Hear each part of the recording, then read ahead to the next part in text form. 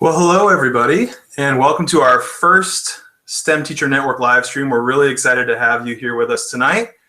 We've got a great panel of expert teachers who are going to share some of their best resources and tips. But what we're most excited about is that you are here. Whether you're here with us live tonight or whether you're watching a recording of this later, we have been overwhelmed by all the amazing STEM teachers that are across our state who've said, yeah, I want to be a part of this network. I want to share my best resources, learn, get inspired by one another.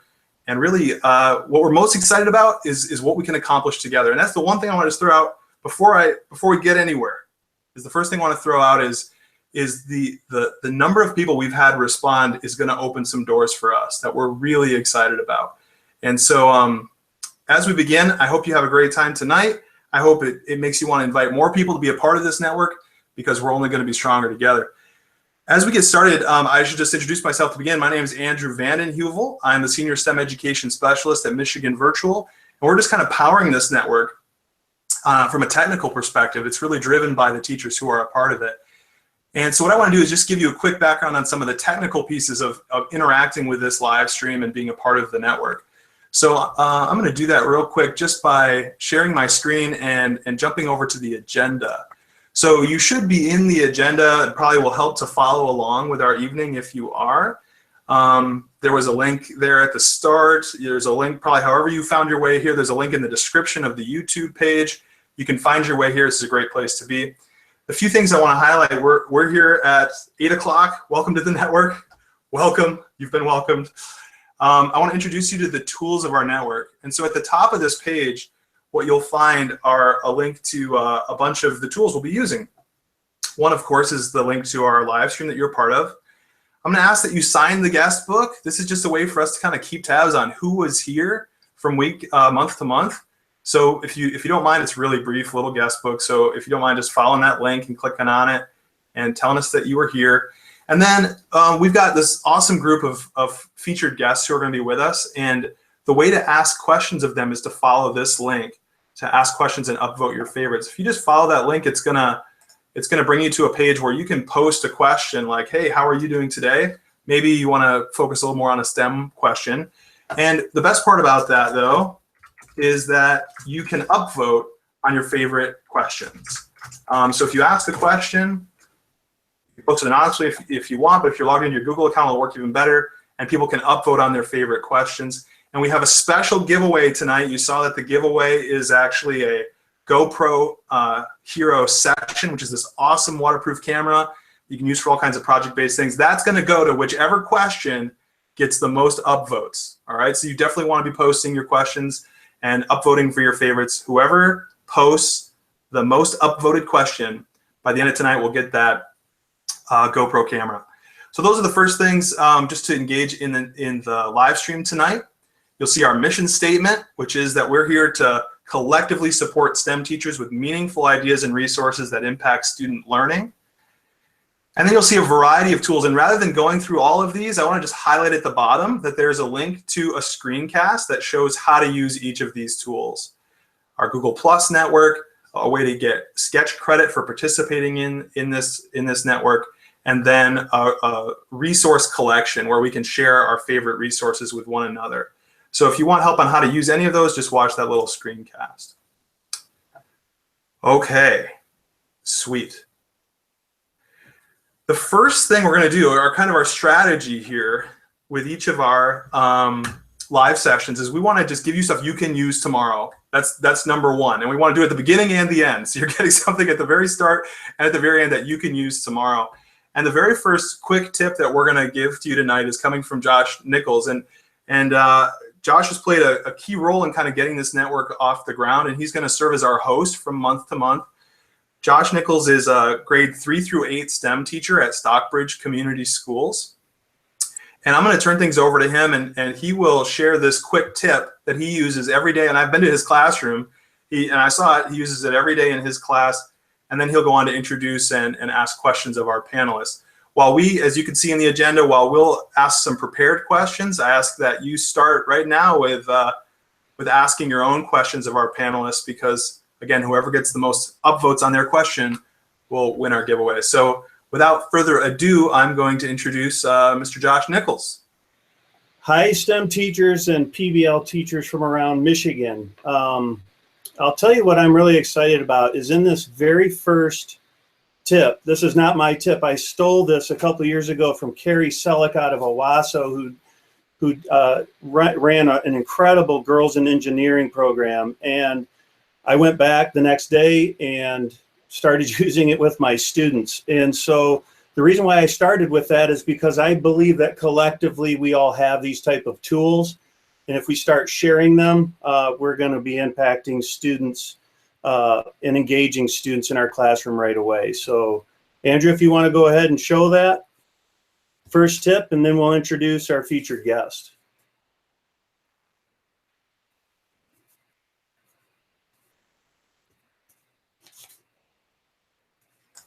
Yeah, absolutely. Let me put that up there. The link is in the agenda. We're going to try an experiment here. I'm going to try playing the YouTube video, and hopefully the audio comes through well.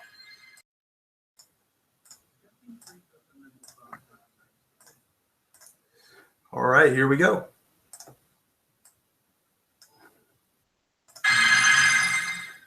Sketching frees up the mental thought process. It gives innovators a way to bring their ideas to life. For years, innovators have been sketching their ideas on anything they can find.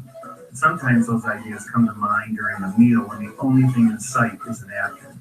In fact, the American Institute of Architects has a napkin sketch showcase each year at its conference. When students enter the room each day, their first procedure is to sketch the 3 boxes that I have prearranged. They walk over to the file cabinet to get their sketching journal. And then they write in the date. After they've written in the date, they begin sketching the 3-dimensional boxes. I also have them sketch all their ideas in this journal. This is a great warm-up that you can start right away in your classroom. If you like this idea, please share it with others. All right. Sorry if that didn't come through perfectly as you were watching, but hopefully you got a sense of what Josh was describing there. Josh, I'm going to pass the ball back to you and see if you're willing to introduce our featured guests. Yeah, so the first, I'm going to introduce all 3 of them. The first one we have is Trevor Muir, who wrote The Epic Classroom. I'm going to be quite honest with you. I didn't know who Trevor was before I grabbed this book. And then this book right here blew me away. I've been involved in project-based learning for years. This is the first book that I've read where I felt like someone nailed it in showing others how to do it. And it's a fantastic book. I have notes all over it. I bend my pages.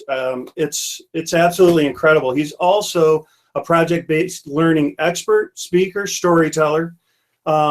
And he did a TED Talk at TEDx in San Antonio called School Should Take Place in the Real World. And when you hear what these other 2 guys are doing on the panel today, they're going to completely agree with Trevor on that. You can visit his site at trevormuir.com and get more information on Trevor. Trevor, welcome, and thank you so much for answering my email.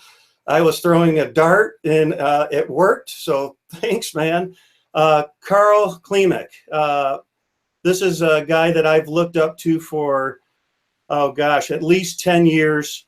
He was a teacher, an administrator, principal in the elementary school, he was assistant superintendent. He's an education consultant. I met him through the Square One Network, which is a STEM-related foundation. And he was the executive director of the Square One Network. He's also an author, of course. I mean, we can just go on and on. He was an author of the Generative Leadership, Shaping New Futures of Today's Schools. He's currently working on some initiatives like the Arts and Engineering, which you can visit that site. He's also joined the educational team at Orion's Quest, a nonprofit organization providing authentic space-based research for schools. And so please visit his links. This guy is loaded with freebies. He's loaded with connections. I got onto his spaceship and I took off. The next one is Bob Richards. I don't ever call him Robert, but you'll see in his emails, he's Robert. Bob and I have gone way back. I had to have him on here. He also changed my life. He is an incredible underwater ROV teacher, STEM teacher at Stockbridge High School.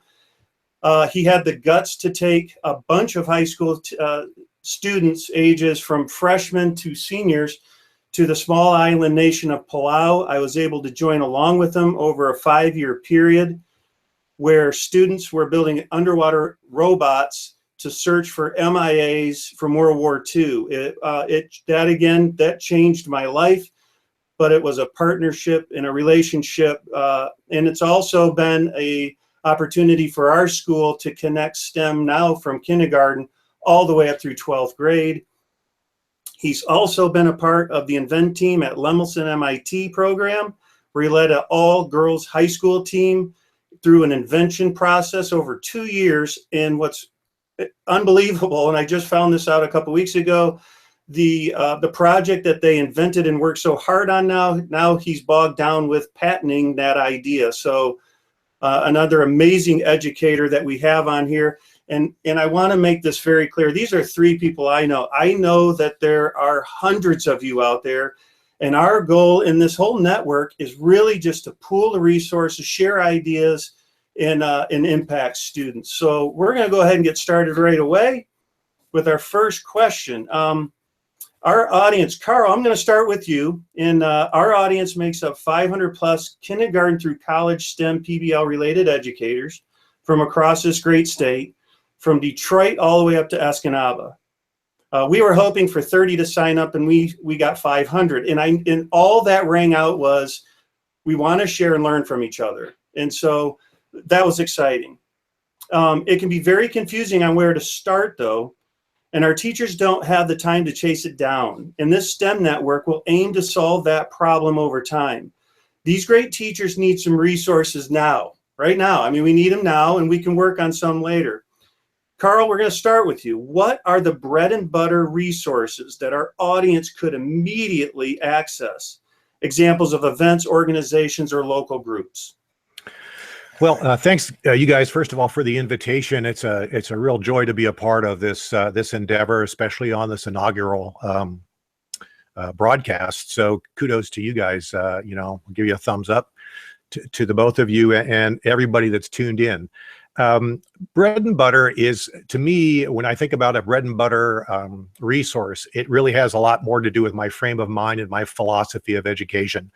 I don't need a lot of stuff. I know that might go contrary to what a lot of folks think, but in fact, if I had that one slide, if you could throw that up there that I can refer to, and I think this will be made available to all of you as well. But if you take a look at this slide really fast, my contact information and stuff is there. So in advance, if you need some help or would like to contact me, it's there to chat with you. To me, the priority of anything we do has to be very well rooted in a statement of purpose. What are you really trying to do? And the chart that's there, we call the critical visioning waterfall, and it was in our book on generative leadership. And this actually came from some industry guys that I know. Is even if you are a teacher looking to do a new project-based learning activity or something with your students or a program in your school, there needs to be a vision for what it is you're really attempting to do. And what I love about the way this lays out is it asks a question: state do we want to create, or what future state do we want to influence? In other words, what do we see going forward that we can identify if we've made it yet? And grant or creating a new program or even a lesson plan, simply really start with something like that, followed up by the next question, which is the mission of you or your team or your school. And that is, what is our unique reason for being that aligns with that vision? So what's unique? And I think that's a really key component to all of this. So unique and intrigue are 2 words that I really value to tap into the brain's natural energies. We all like to be intrigued. I have 5 pens right here. I can run a full-blown project-based learning, engineering, science, chemistry, marketing, business, purpose, art, design on 5 pens that I can pick up at the next MSTA conference free of charge and run for at least a week or two on these 5 pens on how they're designed and so forth. So it doesn't cost a lot of money. My go-to is look around you, the stuff is there, but make sure you have a good sense of a vision. Where do you really want to go? What are you really trying to influence? And that to me is the starter in the thought in terms of resources.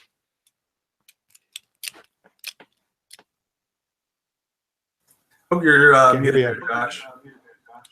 Start over, Gosh. All right, so this was not planned, but I took a lot of notes, and I'm going to introduce Trevor next. Trevor, Carl just said he doesn't need a lot of stuff, and I think when I read this book, that's what I got. I guess I was in the idea that I had to go get a bunch of stuff, but on page 83, you even mentioned reaching out and asking someone in the community or professional world to work with your class is doing them a favor. It's not doing you a favor, it's doing them a favor. What are your thoughts on the bread and butter resources that our audience can access immediately? Well, thanks so much for having me tonight. This is really fun. Can you hear me all right? Beautiful. So what I talk about in the book, but what I just absolutely live by in my classroom is that our students have skills and abilities and things they can bring to organizations and businesses in our communities that the businesses and the communities might not have yet. And we have to think about it that way. I used to, before I became a teacher, I worked in business development, and my job was to reach out to CEOs and CFOs and try to get their business for our sales staff to work with. And as like a 22-year-old kid, I was so nervous to reach out to these professionals and ask to like share our business with them. It was intimidating. And when I wasn't hitting those numbers, my boss said to me, he said, "Hey, Trevor, I just got to tell you." First off, he said, "What's going on?" I said, "Well, I'm intimidated. I don't like reaching out to people I don't know." He goes, "Well, let me tell you this. Our company's a good company. And when you call people offering our services, you're offering a good thing to them. And you need to know that when you're making these calls, that you're not bombarding them. You're offering them something they don't have." And that's how I think about it as a teacher now. Like when my students are working on authentic tasks, I mean, something that goes beyond our classroom, whether it's working with World War II veterans, which my students are doing right now. We interviewed 6 World War II veterans last week, and they're creating documentaries about it. Or if they're working for refugees, or they're working for clean water in our town. We're doing another project next month with UNICEF. Whatever it is, when you reach out to these organizations and say, "Hey, I want my students to partner up with you," I don't think that's something we have to be intimidated about, that we have to be hesitant about, because we're offering 30 students who have talents and abilities that those organizations can use. And so I think we have to approach it that way. And so just like he said, it doesn't take a lot of stuff. It just takes the fortitude to ask. And I can't say that enough. I think if we have a big idea for our classroom, we've got to go for it. And you've just got to reach out there. And I always start with Google. Just Google local organizations that work within the idea of what I'm thinking about, and pick up the phone. I mean, yeah, emails are fine too, but pick up the phone and reach out. And I think I've never been turned down. I'll put it that way. My ideas have changed a little bit, but I've never been turned down by anybody who, when I ask, "Hey, do you want to work with my students?" That's fantastic. And I know that Bob's about to explode over there, because I know he sicks his students on the local community and beyond. Bob, come on, tell us. Tell us what you do to your students. Well, we're always looking for problems to solve. And this year I had a problem. I've been teaching for 16 years since retiring from the Army. And for the first time, I've been asked to teach 7th and 8th graders this year as we reorganized our school. And I really had no clue where to start. So I went back to what we knew. We'd worked with the Lemelson MIT program, as you had mentioned earlier.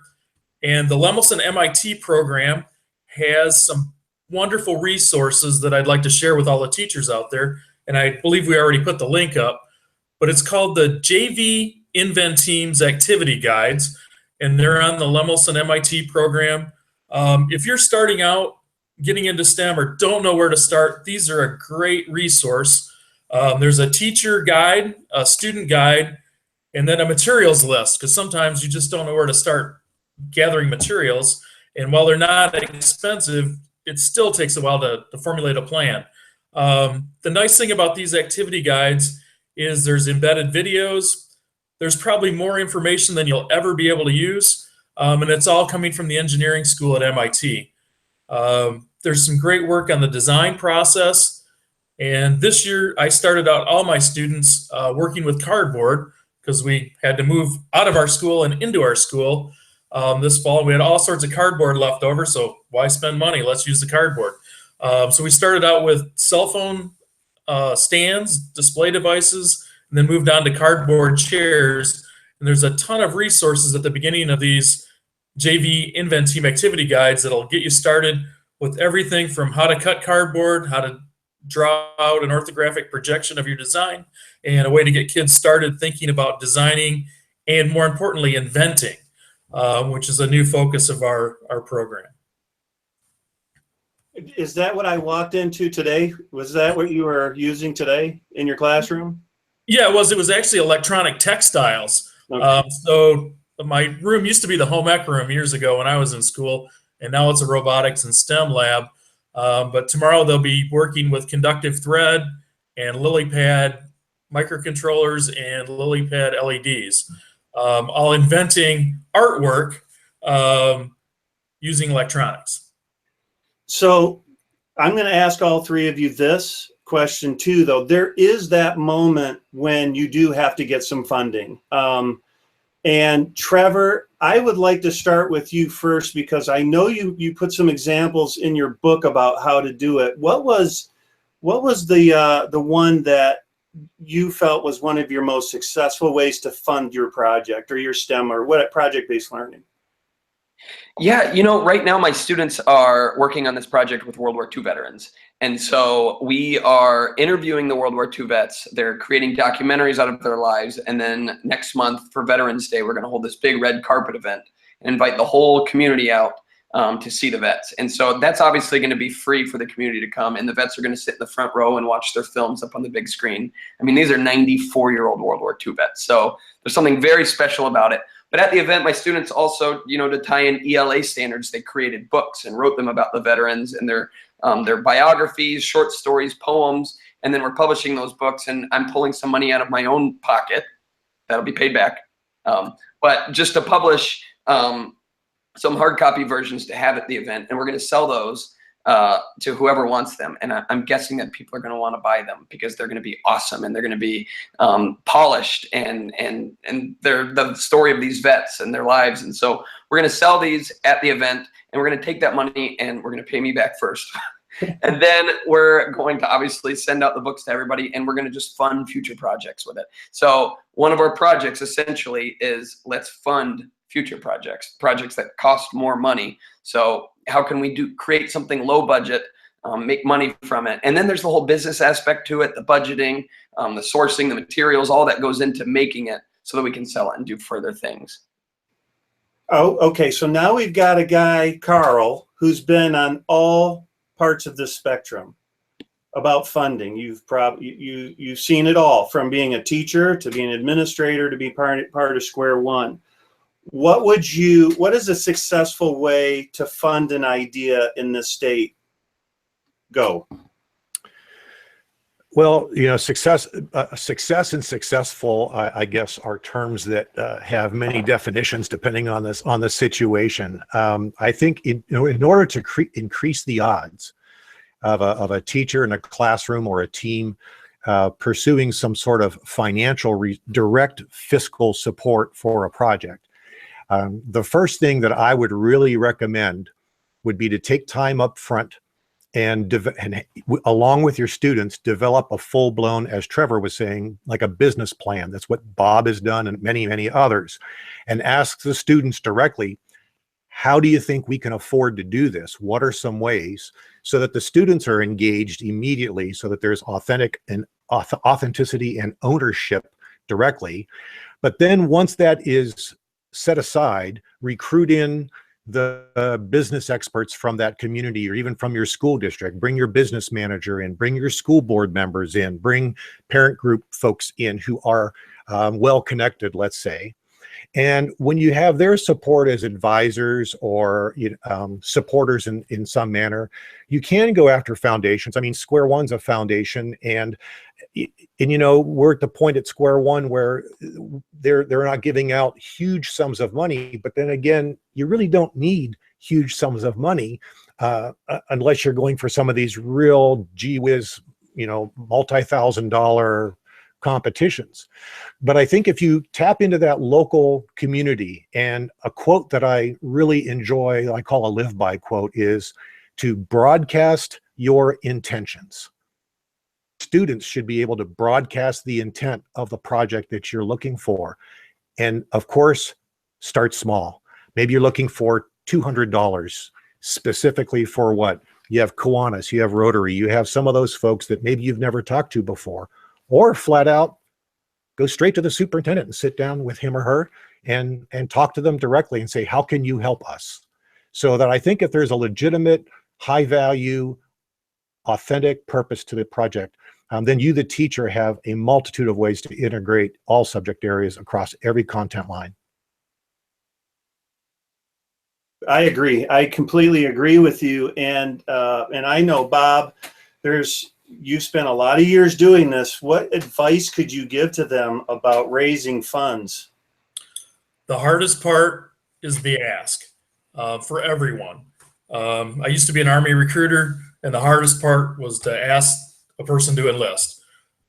We can talk about our programs all we want, and we have to articulate what our programs are about, what our goals are, but ultimately we have to ask for the money, and that's the hardest part for everyone. As Carl said, we have a marketing plan that all the students buy into and are part of writing, and we have a goal for how much money we need to raise each year. The last trip we went to Plow, we needed to raise $50,000. We exceeded the goal and raised almost $60,000. That was 8 students and myself. But we had a lot of buy-in. So, yes, we use the traditional routes.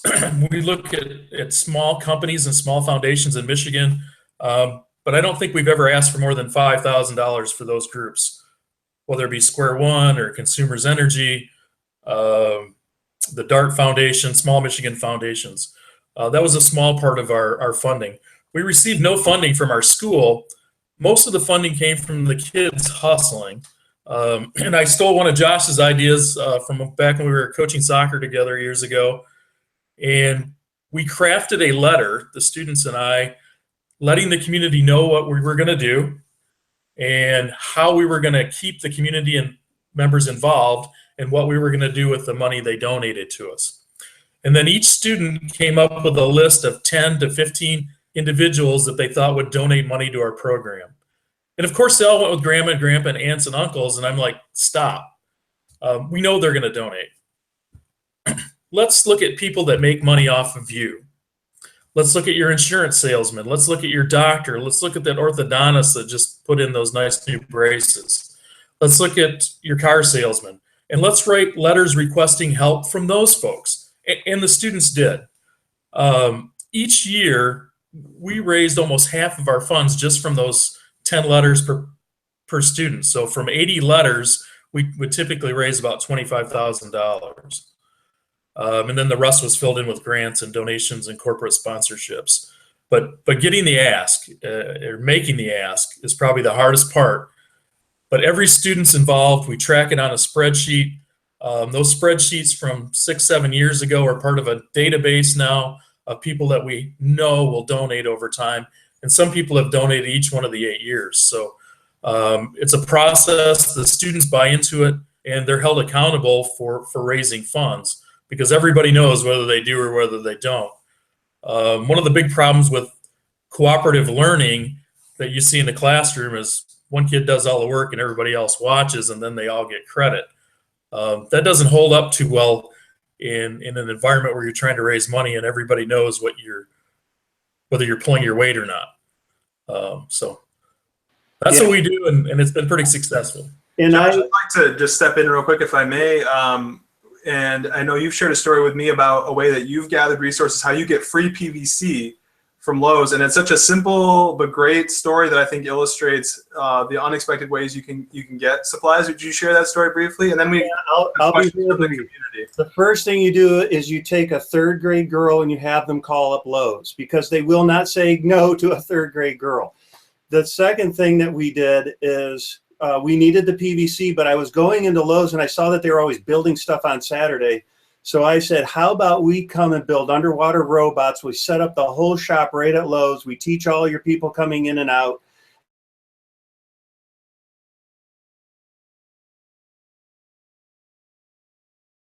Awesome, briefly, which is such a great story. I will tell the story since he froze up, which is, oh, is he back? We'll see if he's back. But so he at Home Depot or Lowe's, the people will teach you how to build a birdhouse. Well, he volunteered his students to come in and teach everyone to make these underwater robots. And in exchange, he said, all I want to get is PVC for my classroom anytime I need it. And Yeah. Go ahead, Josh. Last I heard, this was a few years ago. So we just did an exchange. We went in there, built with the ROVs, and then they gave us free PVC, and that's been ongoing for a while. But I do want to mention one more. If you're writing grants out there, once you secure one, you need to let the other people know that you have some secured grants. That really does help with the other people realizing you're onto something. They like to join up in communities and pull it together. But I'm gonna move on to the next one because I really want to get into this rapid fire. But all of you guys have mentioned this, but I wanna really pinpoint it. An example of how you implemented a cross-curricular STEM PBL, or how you're using cross-curricular pieces to pull off your projects. I'm hearing it and everything that you guys are saying, but if you could just briefly share, Bob, we'll go with you first. Could you share briefly how you've incorporated multiple subjects into your projects? Sure. And I'll go back to the plow project because that's the easiest one to illustrate. People join my class to build robots and to build underwater robots. And really, that's the smallest part of the class. That's the hook that gets kids interested in the program. But in order to get from building a PVC robot to get 8,000 miles away to the Pacific Ocean to look for MIAs, a lot of things have to happen. Sure, you've got to do engineering. You've got to build a robot. And that gets started at the beginning of the year. We've already talked about fundraising, so we have kids writing advertisements, using social media to reach out, writing letters to request, which is hitting all those English language arts skills. They're going out and presenting to community groups such as the Legion, the Lions Club, the Masons, so on and so forth, the school board, presenting to businesses, requesting donations. But then somewhere in the middle of October, the kids start to go, well, building a robot's cool, but there's airplanes down there. So then they have to learn about airplanes. Well, how do we know if it's a Corsair? Or how do we know if it's an Avenger? So they start to research World War II history and look at different types of airplanes and how we can identify them underwater. And then it doesn't take long for it to dawn on them that, hey, we're looking for airplanes that have pilots that are missing still from World War II. And they start to realize that there's family members still alive.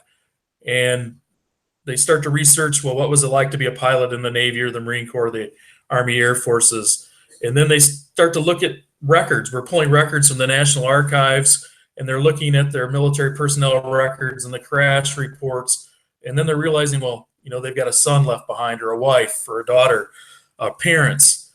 And then the robot kind of gets forgotten, although they're building it all along, and they're starting to worry about the families and how can we bring closure to these families. And then, we're getting ready to deploy overseas, and where's Palau? It's 8,000 miles from Stockbridge, Michigan. Is it a country of its own? What's the geographic terrain? What's the temperature like? So they're starting to learn geography. How's that relationship to other countries? They're talking about how Palau interacts with the United States, how it interacts with Japan, how it interacts with China. And then they get in country and they meet the U.S. ambassador, and then they meet the president of Palau, and all that ties together. And eventually they go on to have a successful mission, and they're looking at ocean life, and they come back home and they have to present it. And now they have to tell the story and they've been fortunate enough to get the chance to present at the National World War II Museum in New Orleans. So it's coming full circle, where it's engineering, it's design, it's history, it's geopolitics, it's being able to tell a story, being able to write a story, getting a story published. So it all ties together in one big year-long project.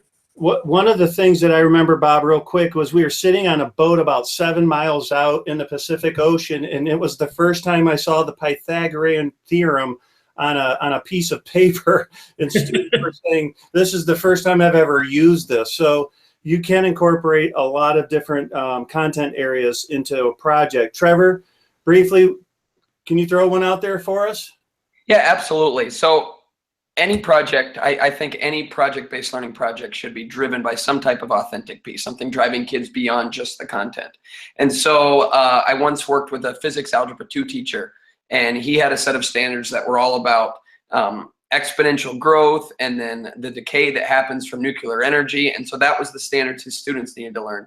And so what he had them do is design superheroes that exhibited those content standards. So whether superheroes that had nuclear powers or could grow exponentially and all this, and he had them create comic books using these superheroes that were designed after these content standards. And then he worked with me, the English teacher, to create comic books, to tell the narrative. And so they would get done in math class and science class, where they would devise these characters and really kind of learn the principles of science to go into them. And then they'd come to English class and we'd learn about the elements of story and how to tie it all together and how to illustrate it and tell it well. And then we published these books, and our students took them to a local children's hospital where they gave all of their hard work away. They gave them to kids in the hospital. And so there was this authentic piece that drove all of this learning in math and science and English, so they could actually do something with the work. Now, I should also say that, did he cover all of his standards with these superheroes? No. But the excitement, engagement that came from creating this product drove the rest of the stuff. It made sitting through the lectures a little bit more bearable. It made that learning engaging, because they were so excited about the work that they were doing on the children's books. So yeah, that was definitely a good example of cross-curricular math and science working with English.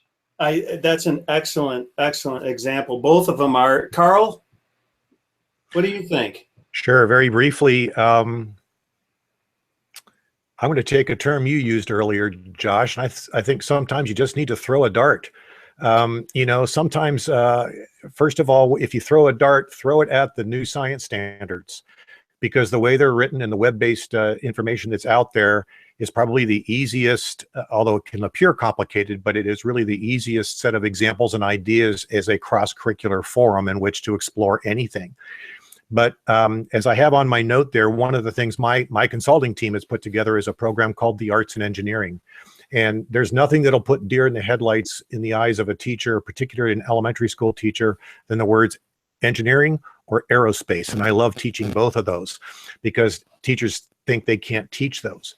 But we did the arts and engineering. We've done it very successfully now for several years. And a social studies teacher from the middle schools over on the west side of the state, Phil Quinlan, not only came to this STEM workshop as a social studies teacher, he took the whole arts and engineering philosophy and approach into his social studies class and used it as the students designed different structures and facilities and objects that the historical figures that they were studying were using. And they did a whole engineering design study on the historical perspectives of tools, of utensils, and those sorts of things. So, my good friend DeWitt Jones, some of you may know DeWitt as a photographer. He's my mentor and dear friend. He has a great line, and he says, "It's not trespassing to go beyond your own boundaries. It's not trespassing to go beyond your own boundaries. Throw the dart, try something new, and cross over with a teacher that you've not worked with before and give it a try. The kids will love it, you'll love it, and you'll all learn something new that day." Josh, I'm going to interrupt you because I know you could keep asking questions for hours. And we have a couple questions from folks who are on the live stream that I want to show, including, drum roll, our top question, most upvotes. There's actually a tie, but I think one of them qualified. No offense, Sherry, but I think one of them qualifies. So I'm going to share my screen here. Thanks to those of you who've been asking questions and upvoting them. Kyle Andersson, this gets at some of the comments you guys were just making, asks this question. Are there any phenomena, which is a specific word for science teachers in light of NGSS, are there any phenomena or programs that are aligned with the next generation science standards that support STEM education that you would recommend? And I recognize that not all of us are, well, Trevor's an English teacher, so he's not specifically well-versed in NGSS. And it's frankly something that the whole state is struggling to learn more about, I think, as we're adopting it as a state under the Michigan science standards. But I do want to, it's an important question specifically for those, you know, in our audience who are science teachers. So I just want to give the chance for any of you to offer any insight you have there. Again, any programs that you're aware of that are aligned to the next generation science standards. Carl, go ahead. Yeah, sure. Two or three that actually get put out on the list. Again, for 16 years, I was director at Square One Education Network, and our whole design there was to provide grants basically through equipment and gear and a whole network of professionals in vehicular engineering of all types. Teachers from all grade levels and all types of schools, all demographics, took those and wove those in. And I think it's just you looking at the project and then making sure you know the standards, or at least you're familiar with how to access all those tools, and then you becoming the synthesizer, you and your students becoming the synthesizer. Orion's Quest, who I now have the absolute honor of working with, we actually work with real researchers who are launching space-based research up onto the International Space Station, and we have coordinating curriculum to work with middle school and high school kids whereby they collect data. So it's a research-based, you know, students collecting data, sending that data back to the researchers, you know, connecting that data to look at ways that either supports or invalidates the research being done on station. And the same would be true for the arts and engineering. So a lot of it is to say, is there a one-to-one fit? No, not that I've seen. But you're the creative, innovative, professional teacher. And so knowing what's out there, you as a teacher's most important role is to be the synthesizer of this and finding that creative, innovative space without pushing a whole lot of worksheets. I would say, go ahead, Bob. The resources I shared from the JV Invent Team activity guides are all aligned with the next generation science standards. They're in the back of the teacher's booklet. A good place to start. They deal with electricity. Another one deals with sound. Another one deals with optics. There's one that deals with hydroponics. So there's a wide variety of areas of interest, but they are all aligned with next generation science standards. I've been teaching for 16 years and nobody's ever asked me to show them that. But an old artilleryman, I like to keep my powder dry, and it's in my back hip if anybody ever asks. But it's there, it's aligned. But I'd echo what Carl said. You know, follow your passion, be creative, and put it together. You can make those standards fit just about anything you want with a little creative writing. And I'll chime in. The only suggestion I have to answer that question is that if we have 500 out there, the 500 that signed up plus, if we can get them to put those links onto MVU, we're going to have plenty. And that was one of the whole purposes of this network, was to collaborate and share. So even if you're like, I only have one, well, one can turn into 300-400 pretty quick. So please share those with us. Andrew, did you have some other questions, or are we? Yeah, there was another question or comment I do want to just share, because I know Bob has mentioned it a couple times, and this resource really looks to be a great one. These are the Lemmels NMIT JV Invents teams, and what Josh is referring to is a really simple one of the tools for our teacher network, and those resources are linked here. Is just a simple sheet that we're building out with links to all the most useful resources for instructors. So keep an eye on those resources. Again, those tools are linked at the top of our agenda, and this is one of those resources that Bob was talking about. Another comment that was shared by Christy Gayhart was sharing funding resources. There's a nice page from MDE that lists a whole bunch of different funding resources. They're all listed here for teachers to turn to. But she did highlight that there is one she's used that is not listed there, which is from Lowe's, called Toolbox for Education. And I'm just going to ask that that Christy, if you're willing, would you please add that resource to our shared resource folder? Again, following that link at the top of our agenda, put a link to this in there, and in the comments mention that what you received the money for. She said that she was able to do some really cool stuff with that. So this is really a powerful network, and we've got great people doing great things out there. The one other piece I'll mention about NGSS, we've had a good fortune at Michigan Virtual to work on a variety of curriculum aligned to the new Michigan Science Standards, as they're called. And the one thing I just want to say as encouragement is this is a new day.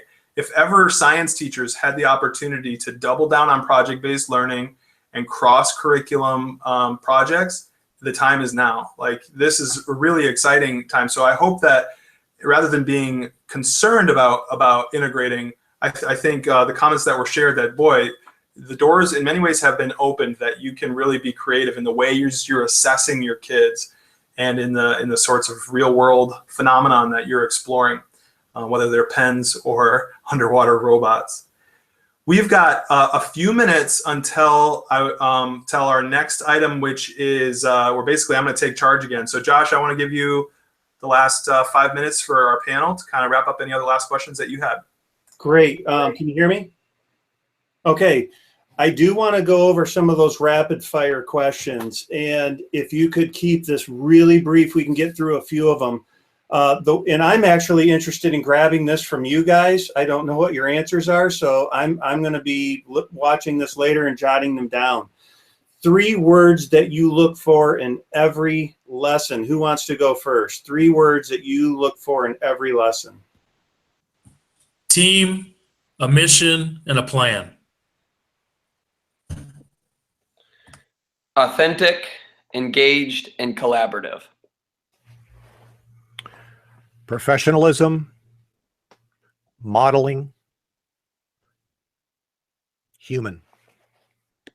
I love it. I love it. This is great. All right. So the next one, your favorite reflection question. I really, the last couple of years, I've put a lot more effort into asking reflection questions and having the kids really reflect. And I've seen a lot of positive results from that. Your favorite reflection question for a student.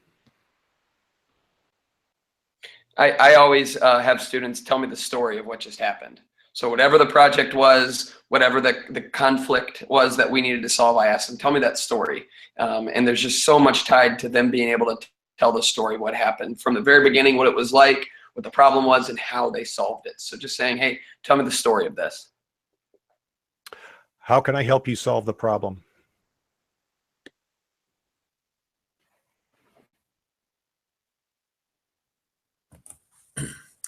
I like to debrief with what went right, what went wrong, and how can we do it better the next time. Fantastic. How about this one? A routine. I think that kids need some routines. A routine that you use in your education setting that you live and die with. No exceptions.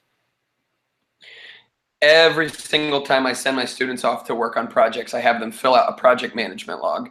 And so students write down the tasks of what they have to do that day. And so everybody's clear on what needs to be done, whose job it is, when it's due, all that stuff. So project management log every single day.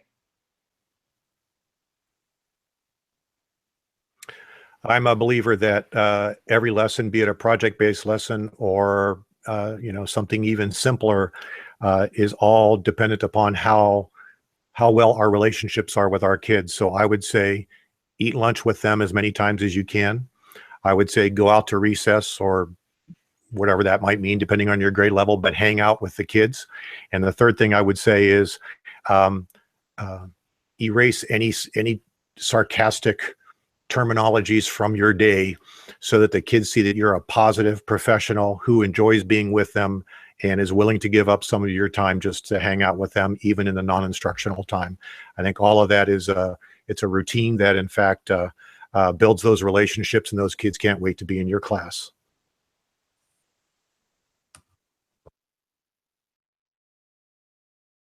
Oh, I think you muted yourself there, Bob. Sorry about that. So Carl and Josh will recognize this. We borrowed it from Menlo Innovations in Ann Arbor. We do a stand-up meeting at the beginning of every class. And we also call it a briefing, where we go around the room and talk about what everybody wants to accomplish. And then at the end of class every day, we debrief in a stand-up meeting format and talk about what got done and what we need to arrange to have ready to do the next day. That's great. Andrew, do I have any more time, or are we moving on? Nope, you're out of time, Josh, but I'm so glad that you got those rapid fire questions in, because that was really great. And I just want to, on behalf of everybody, not only who's here tonight, but who's going to watch this going forward, thank you guys so much for giving some of your night to share your perspectives and insights. I'm sure we'll see some of you again throughout the course of the year. So thank you very much. And I'm sure everyone out there is snapping their fingers in gratitude. In the last 10 minutes that we have together, I just want to share some really fun things. So we try to make it fun all the way through, all the way up to the end. So here's some fun stuff. The first thing I want to share with you, I'm really excited about. So I'm back here in the agenda. Ron Madison, if you don't know Ron Madison, you're going to get to know him a little bit. He goes all over the state, and he is seeing STEM in action all over. And we've asked him for every one of our live streams to kind of produce just a really brief little video that's showing STEM across Michigan. And Ron was kind enough to send us this video. And so I am going to do my attempt again to share it here. Hopefully this works better than the last time. This is Ron. There's a link to his Twitter. I'm sure he will tweet you back if you tweet him. And he's here to say hello. So, STEM. Ron Madison, you guys are checking it out. Like I said, I'm in a phenomenal classroom with one of my great friends, Christina Ostrander. Yes, that's right. I'm not capturing her because she doesn't want to be seen right now. But this is when we talk about STEM. This room is jumping. I love it. You see, I'm right in front of her 3D printer that she wound up getting a hold of. We utilize that. Different projects go on throughout the year. I love it to be a partner to help her out. Matter of fact, one of her requests that she was asking about is strawberries. So we're going to bring some of those to her, and we're really going to work out some great things. But we want the students constantly to be thinking about the engineering side. We wanted to, we do some planks and some different projects that way. We're going to be going around using, because we also do the integration of technology. This is one-to-one classroom. They use Chromebooks, but they also have access to iPads and some other things like that. But like I said, from circuitry to all kinds of different things that's going on, it is great to be in this. Did I say it? Fourth grade? I didn't say fourth grade classroom.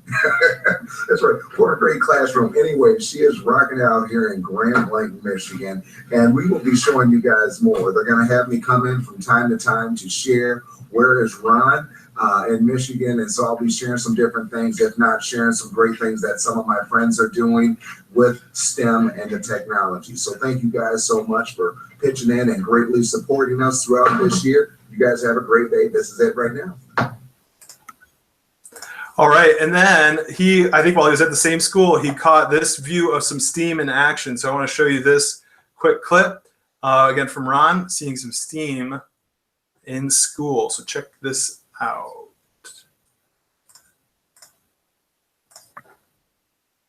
Now, right now in the background, you're going to see some cool art. So that's when we start talking about STEAM. Seeing the different images that you have in the background. It's like, very interesting. But when you look close, you start to realize what those images are. Different caps of drinks, beverages.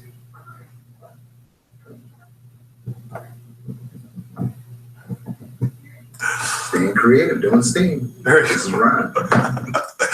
Okay. So I think we're going to have fun with Ron throughout this fall. He's going to be out there showing us cool stuff. Can I mention something about him? Go on to the links and follow Ron, and I highly encourage you to invite him to your classroom. If you have something really cool going on, tell him to get over there, have him videotape it so we can see your stuff. And also, he's in the Genesee area. It might be difficult for him to get out here, to get out to the west side or up to the UP. But one of our goals in this network is to share video on the resource page, little 1 minute, 30 second clips of what's going on in your classroom. Go ahead, Andrew. Thanks, Josh. So just a couple more things I want to share real quick. One is this is the part where I have to sneak in the sketch code. So if you want to earn sketches for engaging in this PLC throughout the year, in each of our live streams, I'm going to give you a secret passphrase. And so that's coming up right now. Whether you're in the live stream or watching the recording, the passphrase for this week is the word vehicle, all lowercase. So you'll follow the instructions. I'll show you in just a sec where the link is. You enroll in the sketch class if you want to earn sketches. For this first session, our passphrase is vehicle. All right, one or two more things I want to share with you before we wrap up. Again, mostly fun things. The next one here is we have a regional STEM event coming up. So there's all kinds of great stuff happening in STEM around the state. And our colleagues at the Kent ISD have a 2-day STEM event. There's a flyer that's linked here in our agenda. And you can see it here, where you can sign up, come, earn sketches, share awesome stuff, get resources to support your STEM instruction. And so that is here. Definitely check it out. And if you can make it out to that event, please do so. And then you'll notice we started with a quick tip, Josh's sketching of the boxes, which is such a great way to get kids thinking 3D and drawing 3D. And he has another quick tip. Remember, we said we want a quick tip at the start and at the end of every one of our live streams. So our second quick tip, there again is a video, but rather than show it, I think what I'm gonna do is give you a teaser and ask you to check it out yourself. It's a design challenge, a really simple one that Josh uses in his rocketry module, like his project, where he has the kids design parachutes, but he gives them an extra challenge where he asks them if they can make from a trash bag, can they make a circular parachute using only one cut, like one snip of their trash bag. Really simple, really cool little design challenge for the grade level he's teaching. It's a great one. So that's another quick tip. You'll want to check it out if you can't think of the solution. You'll want to check it out to see the answer because it's right there in the video. And these quick tips, these quick little ideas that you can just take and run with, what we want to do is turn to you, the community, right? Because this is really a teacher-driven network. And so what you'll see in our agenda is kind of the challenge for the month, all right? So we have these live streams once a month, but then in between we have our Google Plus community where we can engage with one another asynchronously. And what we're going to ask you to do is share your best tip, maybe it's your best routine, maybe it's your best warm-up activity, maybe it's a strategy, maybe it's a tool, like a physical tool that you use with students. And what I'd like you to do is create just a 1-minute video explaining what is that tool and why is it awesome, and then share that link into our Google Plus community, which is right here. We have 44 of us already in there, and you'll see there's actually a top takeaways page right here where people can, there's other discussion areas, there's a general discussion area for people to introduce themselves and share info, but top takeaways, this is where we'd like you to share your best ideas. And the winner, whoever gets featured, right? So the winner, we'll choose the best ones for the beginning and end of our next live stream. And then not only will they be shown in our live stream, but they'll also receive a super cool prize. And you know we're not joking around with our prizes because Kyle Andersma tonight won a $150 GoPro session camera. I am amazed that we're actually getting close to finishing on time. So there's just a last couple reminders before we call it a night. And those are at the bottom of the agenda. Again, a reminder that if you want to earn sketches for this particular course, there is for the PLC, there's a link to a course that you can enroll in at no cost. Just need those codes from each of our live sessions. And then at the end of the agenda, you'll see a link to a very brief session. I think it says like, give us a grade A, B, C, or F, and then comments. It's like the world's shortest survey. But this is our first one. This is a total experiment for us. And really, any and all feedback is going to be welcome. And as Josh was clear to point out before, it's like, be brutal. You aren't going to hurt our feelings. And the more honest you are and the more harsh you are, the better this network is going to become. The final thing I want to leave you with, and I'll give Josh a chance to say goodbye as well, but the final thing I want to leave you with is as Josh and I have been talking about just the overwhelming response we've had, where over 500 teachers have signed up and expressed an interest in being a part of this network, what that has done for us is really opened our eyes to not only the need, but the opportunity. And with that kind of group of teachers working together, we believe very strongly that amazing opportunities will become available to all of us.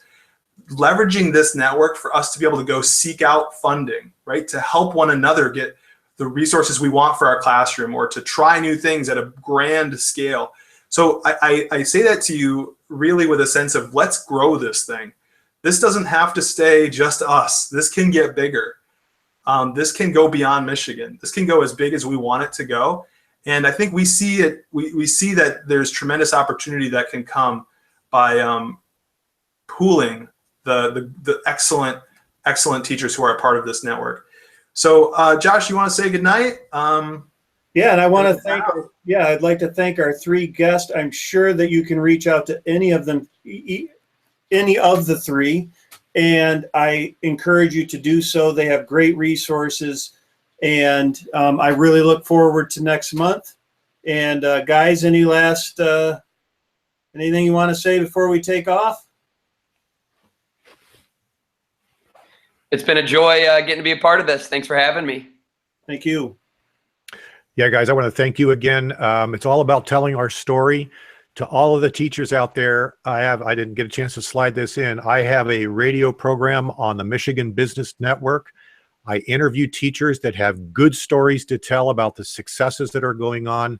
I can interview you over Skype, FaceTime, telephone calls, or face-to-face. I've interviewed Josh and others, and I would like to air your story, not for me, for you, because it comes into a podcast and you can share your story with all kinds of folks. If you'd like me to interview you about the great things going on in your classroom, I would encourage you to reach out to me. I would love the chance to ask you a few questions. It takes 6 minutes. Thanks, guys. That's awesome. Thank you guys so much. I'm sorry, Bob, I don't want to cut you off. Go for it. No, just want to thank you for the opportunity, and follow my classroom Facebook page. There's some cool stuff up there. You can watch what we're doing and see some of our cool projects at Stockbridge Robotics on Facebook. Awesome. Thank you all. Have a wonderful night, and we'll see you next month, November 14 at 8 o'clock. All right. See you later.